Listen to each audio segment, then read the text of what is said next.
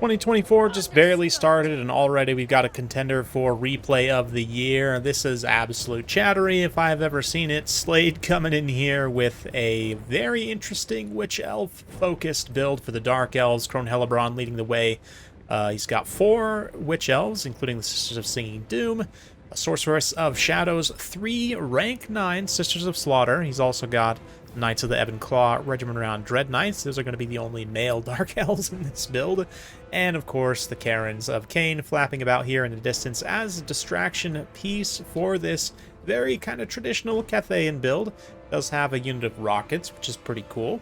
Got a bunch of Jade crossbows and Jade warriors with some Peasant long spears, a couple of Jade lancers, and Dragon-blooded Shugengan Lord, Lore of Yin, rockin' Talons of the Night, only as a spell. Very interesting. 2 Onyx Chromen as well. That's it. So, Slade on this map, which is a Blue Reach River. This is not the river, by the way. The river is over there, just in case you're wondering. A lot of people do wonder. No, this tiny little pond is not the river. But anyway, it has these woods on the side that you can kind of advance through, and Slade is going to do just that, using the cover of the woods to provide some blockage. Some of his units will, of course, become visible as he's advancing. It's a little bit unavoidable given his formation, but still, they'll be able to get the trees to block the shots of the rockets should they choose to come forward and engage. Right now, the Cathay player content to just sit back and let Slade come to him, and you can see the cover of the woods doesn't extend too far into the range of the rockets, given where they're currently positioned, but even still, Slade will be able to get some cover, at least, given the approach. And, you know, can also rush some units maybe across this gap here and then try and engage from this backside as well. Should be interesting to see how he goes about it, but yeah, I just wanted to call your attention to this replay because it is quite one. So we'll fast forward a little bit. Slade gets underway here. He's going to choose to cross this distance out in the open, which is going to result in him taking some damage. Rockets will land some hits here. Keep in mind, though, the Sisters of Slaughter with that extra leadership from their chevrons, from their veterancy. Over 100 leadership there, with the other values kind of included. Base value of 82 with that veterancy. It's just very high, and it's going to be very tough for Cathay to break those troops. So even as they take damage on this advance, it is going to be very expensive damage taken, it must be said. Certainly would rather not, but Sisters of Slaughter care not. They're here for slaughter after all, so they're all for it, to be honest. The Witch Elves also charging in. Again, that crossbow fire going to be quite devastating. Cathay does a decent job of focusing all in on one unit. Talons of the Night there looks like was going to be cast, but instead nopes out with that Scales of the Celestial Court. Going to burn the cooldown of that, but still. One unit of Witch Elves pretty much completely gone on the advance, but the rest surprisingly unscathed. The rockets really didn't get that much damage in, given the amount of time they had. We do have one Sister of Slaughter also being fairly well damaged as well, but Knights of the Ebon Claw starting to shore up this flank. The Witch Elves getting in here, charging into the Jade Warriors, and Hellebron herself just unleashing fury as she punches straight back into the Jade Warriors. Fortunately, her attack buff doesn't quite hit the Witch Elves and Sisters of Slaughter in the front line, but even still, they should be able to get through. Yeah, the Jade Warriors easily terror routing there from the Sisters of Singing Doom. Still, though, Talons of the Night going to be called up, do some damage. Response, of course, with Hit of Shades from Lore of Shadows. Slade's able to get that done, and the Shugengan foolishly charged in to try and challenge Crone Hellebron and just got absolutely mauled in that melee. So that's a painful situation, certainly. Witch Elves continuing to get blasted. A few units routing away. Some Sisters of Slaughter holding the line, but the Knights of the Ebon Claw managed to turn the flank here, push back those Jade Lancers. We've got one unit of Sisters of Slaughter also just bogging down a whole bunch of Cathayans. Their very high defense is going to make them tough for Cathayans to get consistent hits against. I mean, 70 melee defense with maximum XP chevrons is very high. Even though they don't have a lot of armor, the Cathayans just won't get many hits in melee, right? So as long as they're not getting blasted by ranged units, they'll be able to get quite a bit of damage in. That said, the balance power still heavily against the Dark Elves. Murderous Prowess has popped off, although Murderous Mastery is going to be order of the day for many of these units, including the Sisters of Slaughter, which just means it'll last longer. It's a huge amount of uptime. The fact that it also refreshes their vigor is massive. You can see they're going to be staying at fresh while the Cathay units start to tire a bit here. We'll see. This fight might not go that long for it to end up mattering too much. But Sisters of Singing Doom in the back line just chasing routing units, continuing to burst and terrify the Jade crossbows. The Shingan Lord going to try and use some AoEs to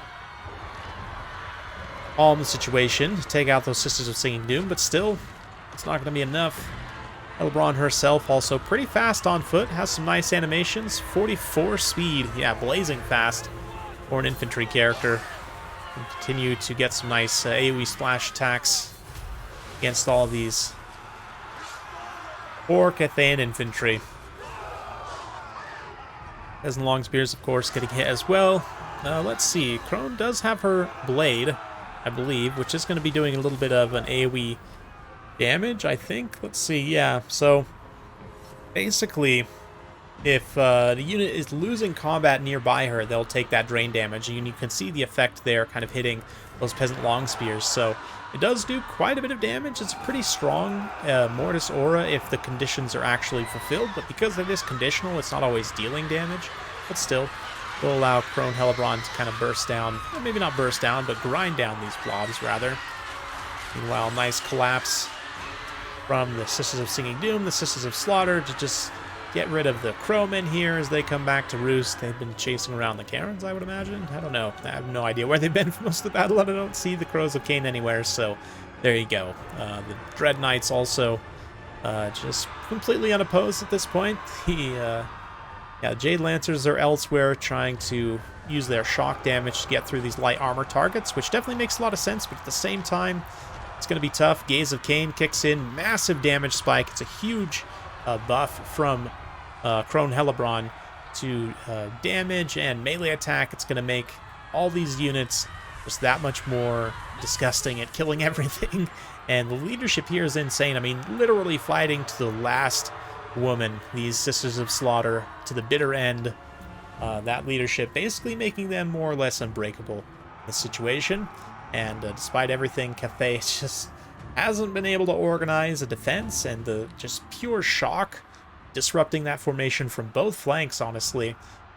Slade's been able to tear apart their formation no problem, keep these units on the back foot, and keep Harmony off for the most part. There's still a few units in Harmony in local areas, but generally Cathay has not been able to maintain that buff consistently.